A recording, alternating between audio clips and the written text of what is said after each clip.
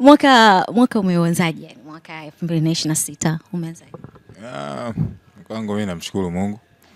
Nimeanza vizuri kwa sababu tumefanikiwa kuingia kwenye tuzo kazi yetu mpya maisani.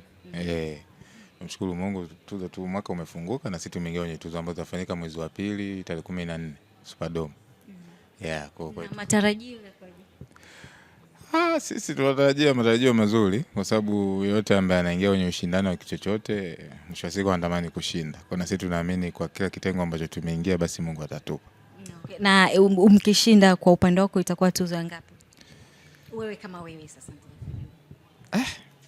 Hata siku hizi nishasahau kuhesabu. Sikumbuki. Ni nyingi sikumbuki sasa. Hivi watu wengi wanajiuliza, mimi pia moja wapo. Tuzo zinakuwaga na kitu fulani ambacho ukiachilia mbali tuzo kuna pesa au kuna nini kingine ambacho?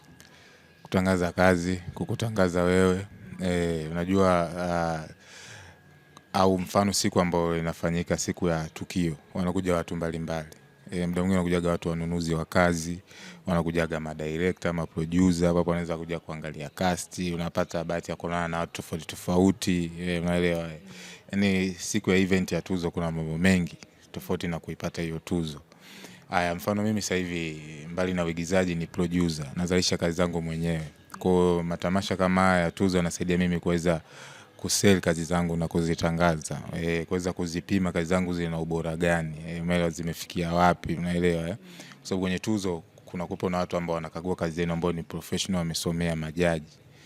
Kwa wanavyoangalia pale kuna makosa ambao wanayaona, kwa sababu mfano kama kwa Maisani ni kazi ambayo bado hatujairelease official, ipo tu katika screening na kwenye matamasha.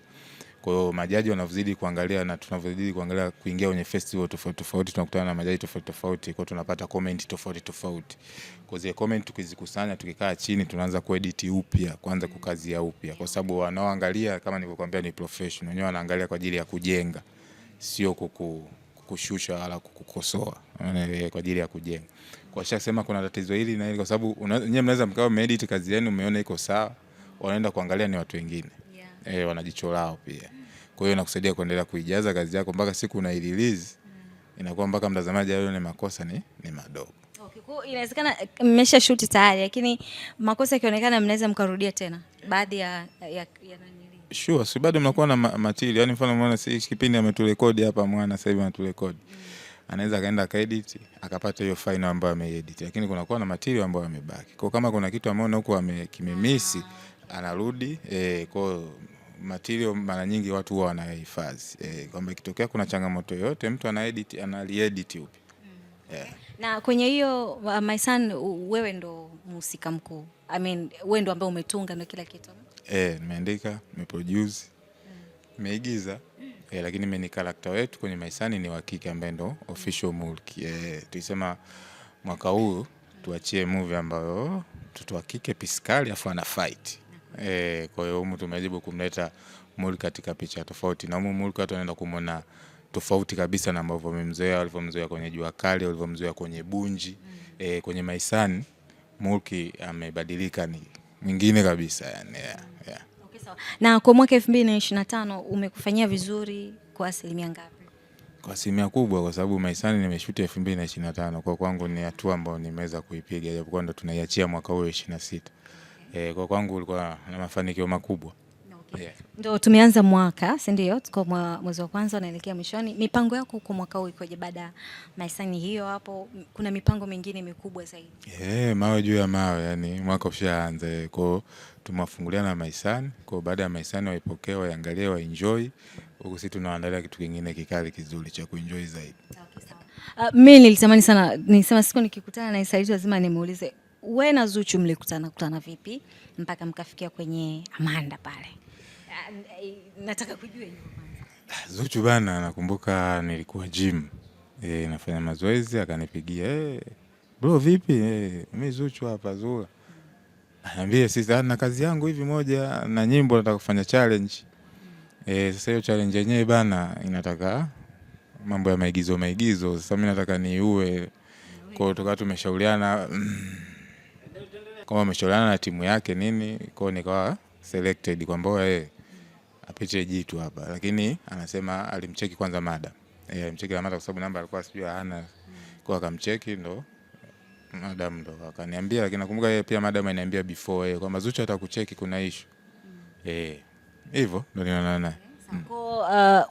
Kulikuwa na ugumu wote location na tayari alikuwa tayari mke wa Simba na wewe tena kwenye mahusiano wako kuna ugumu wote? Ugumu upo. Unajua ukiwa mwigizaji afu kukutana na mtu ambaye sio mwigizaji.